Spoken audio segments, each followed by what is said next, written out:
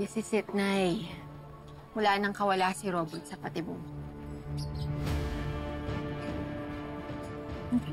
Tara na. Betsy!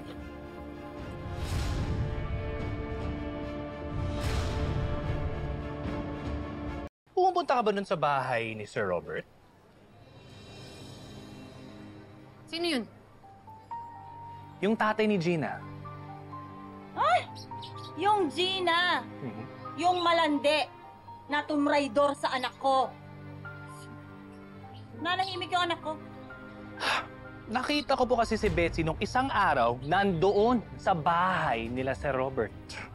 Ano ba, Maki? Kalalaki mong tao, hindi mo gumawa ng issue. Tigilan niyo nga ako! Betsy, wala akong tiwala sa iyo.